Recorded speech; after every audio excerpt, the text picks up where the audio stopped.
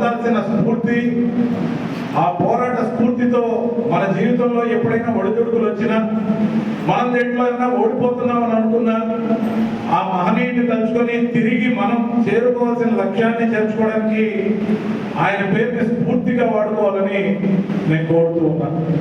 ఎందుకంటే సమాజంలో ఈ రోజుల్లోనే బడుగు బలహీన వర్గాల మీద అక్కడక్కడ వివక్షలు కొనసాగుతుంటే చట్టం ఈరోజు రాజ్యాంగం ఇచ్చిన స్ఫూర్తితో వాళ్ళకి అండగా ఉంది. కానీ ఆ రోజుల్లో సాక్షాత్తు ప్రధానమంత్రిగా ఉన్న నెహ్రూ గారే వివక్షకు ఆయన్ని గురి చేస్తుంటే ఆయన పడ్డ పాటలు, అలాంటి పాటలు ఎవరికి పడకూడదని చెప్పి ఆయన పోరాడిన తీరు అభినందనీయం. ముఖ్యంగా ఆ రోజు కాంగ్రెస్ పార్టీ డాక్టర్ బాబాసాహెబ్ అంబేద్కర్ గారిని అవమానించిందనేది చరిత్ర సాక్ష్యం.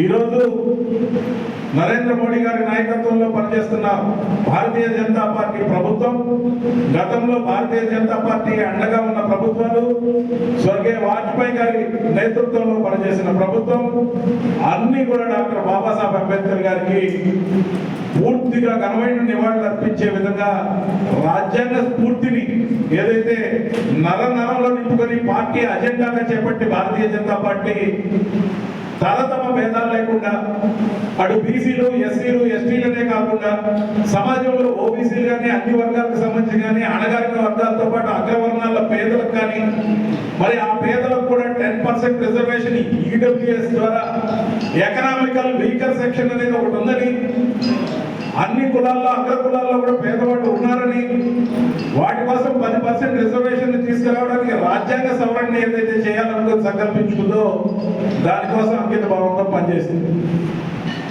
భారతదేశానికి స్వాతంత్రం వచ్చాక దాదాపు 78 సంవత్సరాల స్వతంత్ర భారతదేశంలో 60 సంవత్సరాలకి పైగా కాంగ్రెస్ పార్టీ పనిచేసింది అధికారంలో. కానీ డాక్టర్ బాబాసాహెబ్ అంబేద్కర్ గారి చిత్రపటాన్ని పార్లమెంటులో ఉంచింది వాజ్పేయి గారి ప్రభుత్వ హయాంలో. ముఖ్యంగా ఆయనకి భారతరత్న ఇచ్చింది కూడా బీజేపీ మద్దతుతో ఉన్న ప్రభుత్వం 1990లో ఇవ్వడం జరిగింది. రాజ్యాంగాన్ని నిర్మించింది, రచించింది, దానికి ఆమోద ముద్ర తెలిపింది 1949 నవంబర్ 26. కానీ దాన్ని అమల్లోకి తెచ్చింది 1950 జనవరి 26. దాన్ని మనం రిపబ్లిక్ డేగా జరుపుకుంటున్నాం.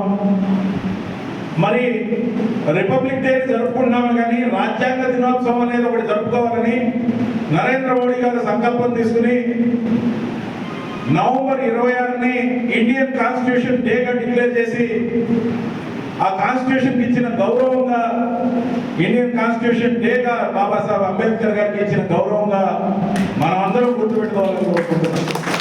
ప్రతి సంవత్సరం నవంబర్ 26న ఇండియన్ కాన్స్టిట్యూషన్ డే అనేది చాలా ఘనంగా నిర్వర్తిస్తూ నిజమైన నివాళులు బాబాసాహెబ్ అంబేద్కర్ గారికి ఇవ్వడం నరేంద్ర మోడీ గారి యొక్క దార్శనికత, ప్రభుత్వం యొక్క చిత్తశుద్ధి. ఏవైతే